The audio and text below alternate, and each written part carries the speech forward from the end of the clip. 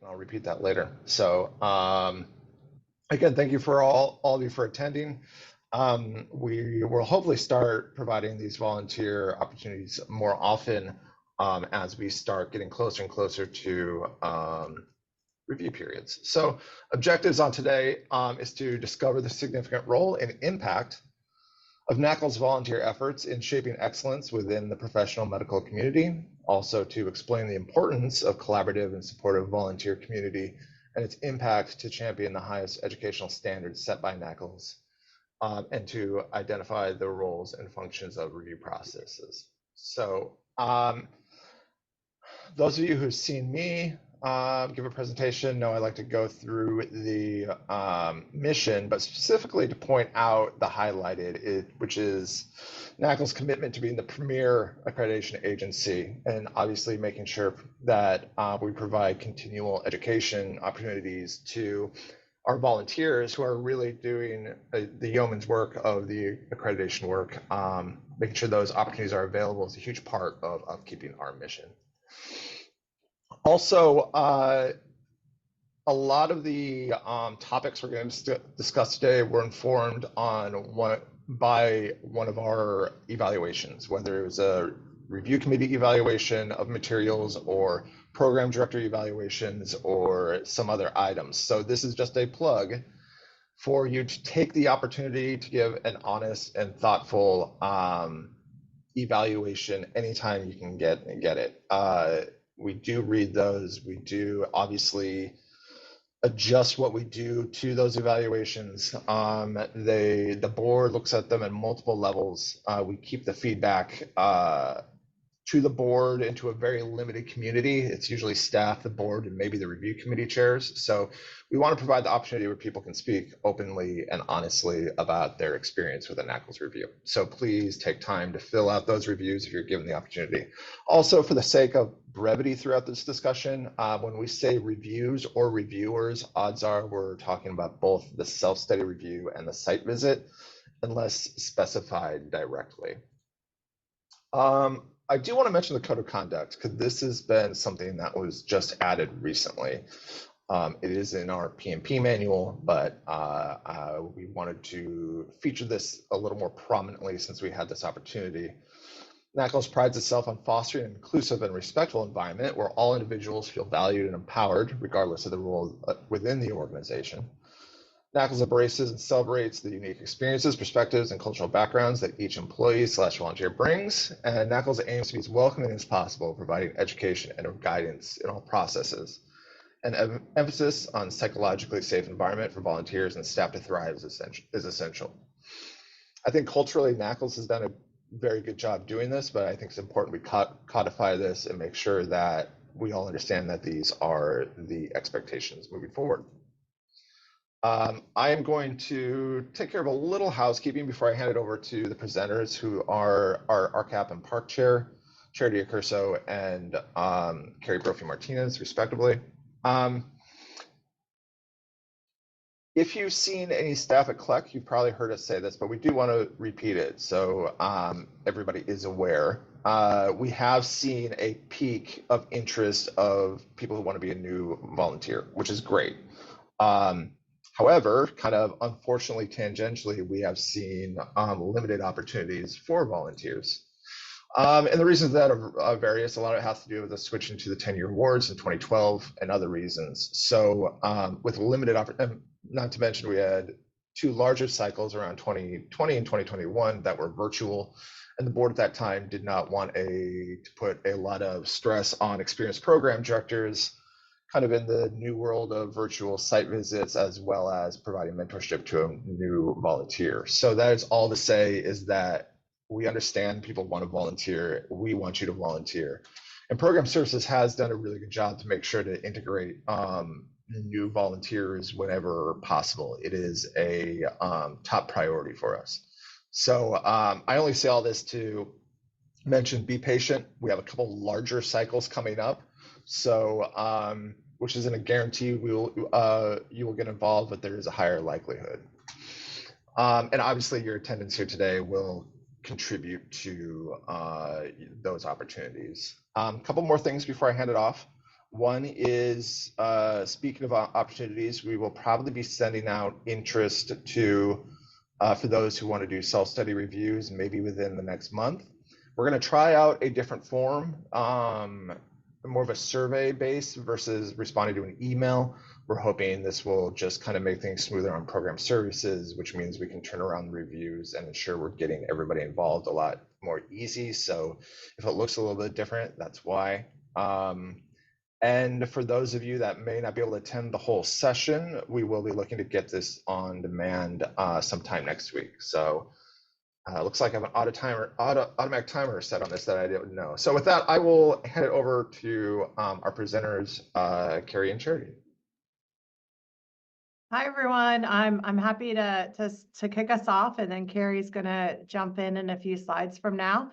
And as Mark mentioned, we're doing this to help our reviewers, continue to do an excellent job, and maybe think about things a little bit differently to support our program directors through this process.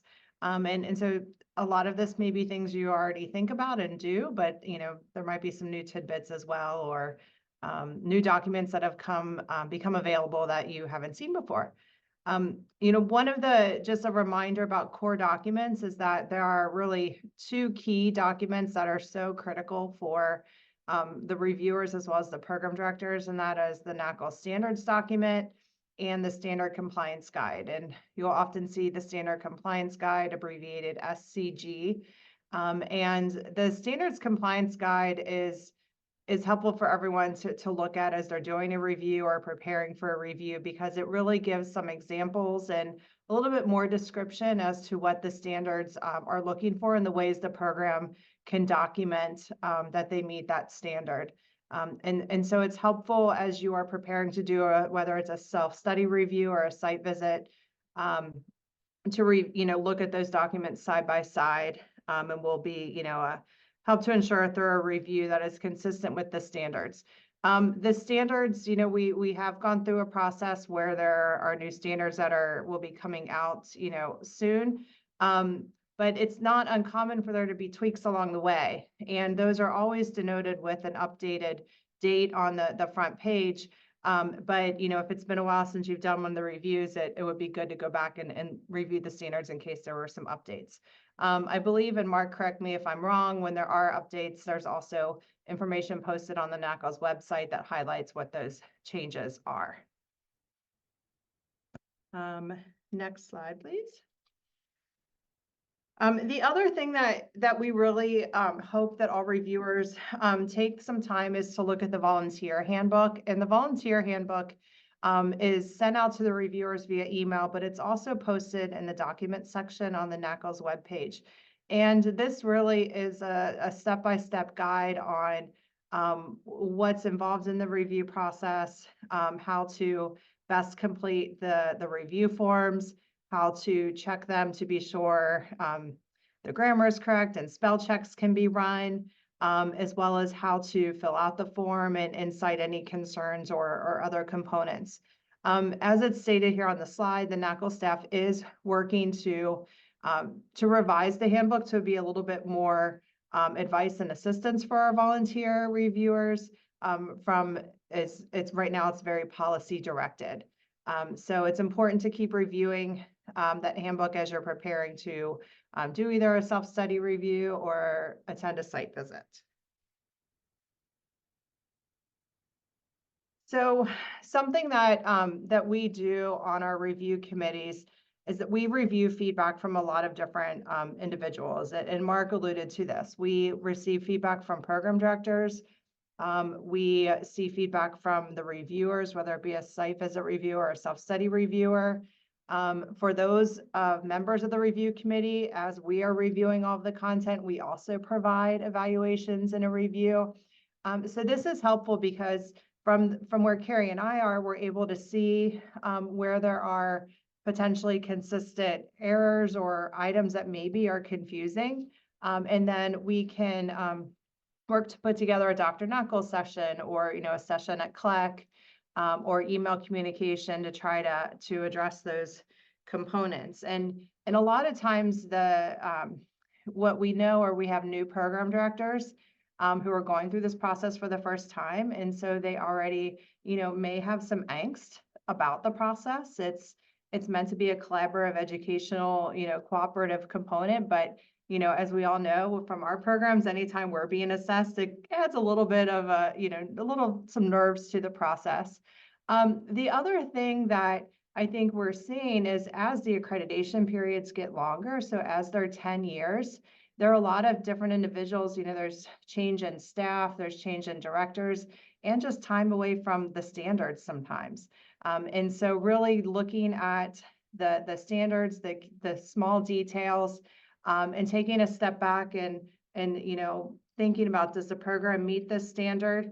They might do it a different way than I do, but are they meeting what the standard is asking them to do? So from a reviewer perspective, it's really important that we be very thorough and detailed about the feedback we're giving, so that the program director or the self-study or the site visit reviewer knows exactly what to look at, and what might be missing and what might still need to be addressed. Next slide, please. So the review documents are used in several different ways. And so this slide is meant to highlight kind of the four main areas where review is used. First is program directors use the review to eliminate any compliance concerns. And so I imagine a lot of you on this call are probably dual roles. You're a program director and also interested or have been a reviewer at times. And so the importance of using this document to ensure that all the standards are met. Based on the review of the self-study, then the site visitors look at the self-study review, look at the self-study report, and will begin to identify what they need to look at when they go on site for their site visit. And so that self-study review can be really helpful for the site visitors to either identify areas where the site visitors need to have conversation and ask for examples of documents, or the site visitors will know, hey, this standard, it's great. Everything looks good. We don't need to spend a lot of time on that standard. The third bullet, review committee members base their recommendations on materials provided in response to all the reviews. So each of the review committees, when we review a program for initial accreditation or continuing accreditation, we look line by line at the site visit review and the program's response at the self-study, the self-study review first, then the site visit review, as well as the program's response to those documents. And we, summarize and look at the concerns and see if they've been addressed as we move it through the process. And so the thorough reviews are really helpful in that space. And then lastly, the board reviews all of the components as well, including any appeals based on what has been documented in the review. So with each successive step, the reviews and the reports become even more important to get an assessment of the entire program and any outstanding concerns.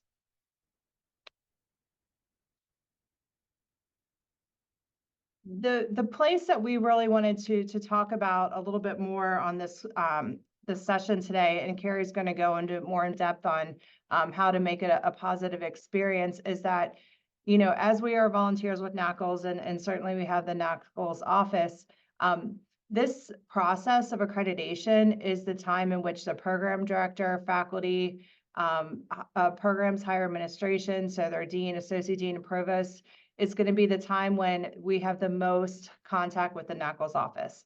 And so anything that happens during that process it's important that it be professionally done, that we're accurate. When we share materials, they're free of errors and typos. That seems to happen a lot. But we want to, be sure to show how NAACLS is a professional organization. We have high integrity. And we're really assessing programs to be sure that they meet the standards. So how can you help? So some of the things that we've identified from the feedback that we've seen is that we really have to evaluate a program based on if it's actively engaged in doing the work. And so one area that sometimes comes up on the review committees is that sometimes they're is there might be, say it's something in standard 2, which deals with assessment, and 2C surrounds going back and assessing program modifications and changes to see if they were effective. And it's meeting the standard requires that the program is actively doing that they're actively assessing the outcomes, they're making changes, and then going back to assess were those changes effective. It's not sufficient for a program to say, we're planning to do this next year. We have to base it on what the program is doing at that moment in time. And so that's one area where the reviewers can be helpful in noting these concerns. And another point that I think it's important that we remember as reviewers is we are not making the decision on whether it's a citation or not. We are just simply saying, here's the standard. We don't see this documentation. It's not evident in what's been provided to us right now. So it's a concern that the next level is going to look at. And the program will have another opportunity to address that. And so that's an important thing to note. And it's an important thing to remind the programs when you're doing a site visit is these are concerns. They're not citations at that point. We're just saying that we don't see those materials right now to satisfy the standard.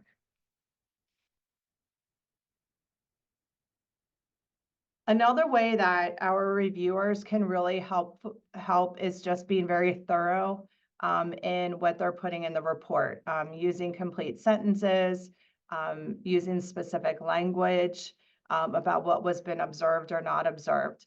It's very important that the comments be objective, that we're not basing a comment on what we think, how we think a program is organized or doing something, but are they meeting the standard that's being requested of them? Because these documents are looked at by key stakeholders, they're looked at by the review committees and the NAACLS board, they're also looked at by program administration and higher ed administration. And so the more thorough we are, the better it will be. This feeds into this next slide about using example language and how things being very specific is really helpful. So on this slide, the example given is if you, as a reviewer, are unable to determine the qualifications of a clinical liaison because the clinical fact sheet wasn't included. And, you know, for those of us who have been through the self-study process, we know there's lots of PDFs and things to attach and just lots of documentation that needs to be available at the site visit. So if a reviewer puts on the form missing clinical fact sheet, it's helpful because we know that it's missing, but what standard are you looking for? Which hospital is missing? That will really be helpful then for the program to respond to during their response process, if it's something that arose during the self-study. If it's during the site visit, then that helps the site visitors know what to verify when they go on site. And the example here, unable to verify evaluate the clinical liaison qualifications. It's very clear language. It states what's missing. It states what we can't verify. It doesn't make any conclusions. It doesn't, involve any personal statement as to, whether it should be there or not, or I think it's there, or it might be somewhere else. Just the clear language is the best. It's also really important to use the standard numbering that's in the standard document as specific as possible. So standard 7 has a lot of substandards. Standard 4 has a lot of components related to the handbook and a lot of parts. So the more specific we can be in our reviews, the more helpful it's going to be to the program and the further the review committee and board reviews. And then my last slide is just something to highlight. We've seen some reviews and received some feedback about ratios of faculty to students. And for those who, may be in an institution where there are other professions, you may know that there are some accreditation agencies or organizations that have very specific ratios. NAACLS does not, and that's intentional. We want programs to be innovative. We don't want to be prescriptive. There are a lot of ways that programs organize their courses and labs, and we're very outcome focused.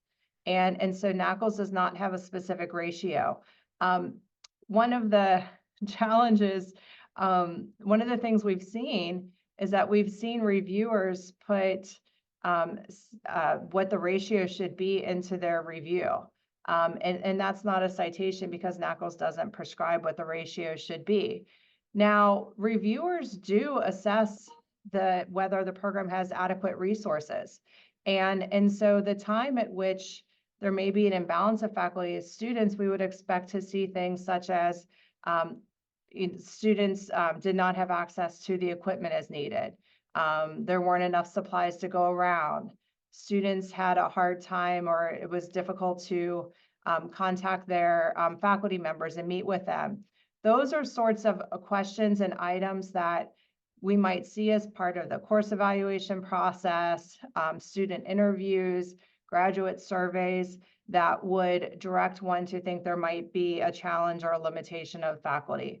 But it's important that reviewers do not, while we ask what the ratios are as part of our information gathering and to understand more of how the program is structured, NAACLS does not dictate what that ratio must be. And I think that's it. I'm going to turn it over to Keri. Thank you, Charity. So as Charity mentioned, one of the roles of our reviewers is to have a positive experience or positive environment for programs as they are going through the review process. We want to help programs improve and also help programs grow in the development of their curriculum and, of course, their students. One of the things we need to remember is that NAACLS reviewers are not the accreditation police. If a program is ultimately going to be non-compliant with the standard, then the board of directors will cite it. We want to be creating positive and courteous review processes that leaves programs in a better place than where they started. Hello to everyone watching this on demand. Thank you for taking the time out of your busy schedule to partake of this volunteer education session we've made available. To receive credit for watching or listening to this presentation, please email me, Mark Spence, at mspence@nacls.org. Please email the word sprung, since it is the spring season, the word sprung to mspence@nacls.org by April 8th. April 8th is when we'll start making those call for volunteer assignments. So yeah, just email me by that date and I will confirm that email once I have a chance to. If you have any questions, please feel free to give me a call or any of the other staff members at 773-714-8880. That number again is 773-714-8880. Thanks again. So reviewers need to consider the standards, not best practice. Programs may operate in a way a reviewer does not prefer, or maybe they feel like they just barely meet the standards. But if the program meets the standards, no matter at what level, they are compliant. When a reviewer reads a self-study, they may notice documentation included that's in the wrong section. But if it's in the self-study, it's there. It may not just be in the right section, but you can definitely say, yes, I found it later on in the document. A site visitor may notice equipment that they feel might be outdated as far as what's current in the professional clinical world. But if that program is demonstrating compliance and meeting benchmarks, well, they're compliant with the standard. We can't make those judgments that just because they're using a chemistry instrument from 1980, that doesn't mean they can't meet the standards. So when the site visit or site visitors go to the program, they do the interviews with the students. And we want to make sure that the students understand the purpose of the accreditation visit and the specific role that they are playing. We want to make sure that those students feel welcome and are going to be more open to having a conversation with those reviewers. And that enables a more open dialogue so that those site visitors can really get a good feel of how that program is operating. We need to remember to give students the time and the space to give the insight and feel heard. We all work with students, and we know sometimes students need a little bit more time to warm up to the conversation and to feel comfortable. So we've got to allow them that time and not rush that process. So we want to think of site visits as being an interactive process where it's a two-way street, right? We're coming in as the NAACLS reviewers. We have the program director. We have other representatives of the program there. If you show a concern about a particular item or a standard, and the program director justifies why they satisfy that particular requirement or standard, we really need to give them the opportunity to hear them out and just see how they maybe perceived that standard when they responded to it. Even if we feel as a reviewer that that concern still remains, it'll be viewed as a more favorable experience by that program director because at least they were allowed the time to kind of state their thoughts and their perspectives about that particular standard concern. Charity mentioned this earlier, but it's also important that you emphasize with the program director and their administration that they will have an opportunity to respond to all site visit concerns, and that may help alleviate the anxiety that they feel during the physical site visit. So the NAACLS review process does allow for guidance and advice. The advice from a colleague is perfectly acceptable as long as it's going to be offered professionally, respectfully, and clearly, not necessarily coming from NAACLS as this is a requirement, so you need to do this.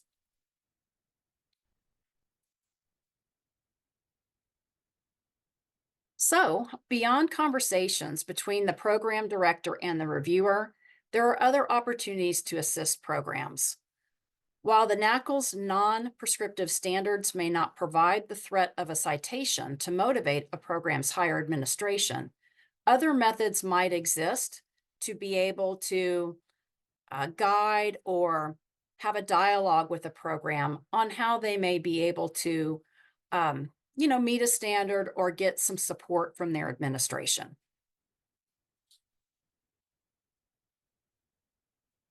So this is the year of the volunteer list reboot for various reasons. NAACLS staff, as Mark had mentioned at the beginning of the call, has decided to reboot our volunteer list to get updated contact information for our volunteers.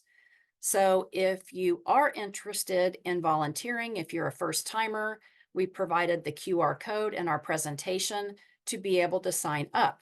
Now, if you were already a volunteer on any level, we still also want you to complete the document as we are starting from scratch with a brand new volunteer list so that we can ensure we get the most up-to-date contact information and have it noted where your, strengths are with where you'd like to volunteer for NAACLS, because there's many different types of opportunities. Okay, sorry for not taking those automatic timings off, Keri and Charity. We do have time for some Q&A. When we first came up with the idea to do this session, we were also kind of in the middle of planning for CLEC, so we didn't know how long it would end up being, but we wanted to make sure we gave our presenters enough time. So if anybody has any questions, we did get one question in the chat that I was in the middle of typing an answer to. I might as well type it loud, just say it here. Somebody asked to confirm that if the review committee gets to see the program's response to the self-study review. And Charity did mention this, but just to repeat, what the review committees have access to is the self-study review response, the site visit report, and the site visit report response. So those are the materials we give our review committee members so they may formulate a recommendation to the board of directors, and the board of directors has access to that information as well. If you signed up recently to volunteer, do you need to sign up again? Not if you signed up pretty much within the last 3 months. Leading up to CLEC is when we really kind of started from scratch. We are just repeating this a lot because we want to ensure that those who are interested in volunteering or have volunteered in the past are aware that this is happening. Sorry, I'm trying to speak and read the questions at the same time. So just so everybody is aware this is happening so nobody gets left out. Can the reviewer share the document at the exit review? So I assume we're asking if the reviewer can share the site visit document at the exit review. Currently, our policy is to have that go through staff first, just because staff does operate a little bit of QA before the report goes out, and also so there is no confusion about what is the report that people should respond to. I don't know if Keri and Charity had any comment on the exit report for site visits beyond that. My only comment would be that in that exit interview, the site visit team should be reading through those concerns out loud. And if, as a program director, I would take notes, during that time. It's acceptable for you to say to the site visit team, could you please repeat that? If, perhaps if they're reading it too quickly. But as Mark said, we do not give a copy of that review out at the end of the site visit. Somebody asked for a link to the sign up. When this video goes up on the NAACLS news, I will make sure there is a link to the sign up for those of you who are on your phone or maybe don't want to fill it out on your phone, would rather just do it over computer.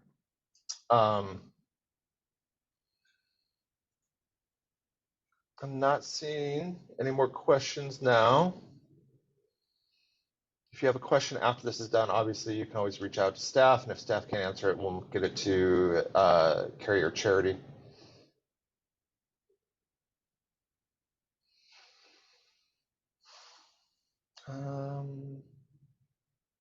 Not seeing any.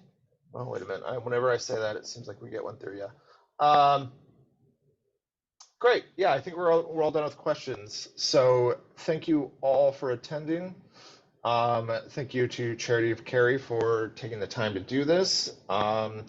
We will try to provide opportunities like this before each review cycle. That's staff's goal. And so just keep an eye out on the NAACLS news for those opportunities moving forward. Everybody enjoy the rest of your day.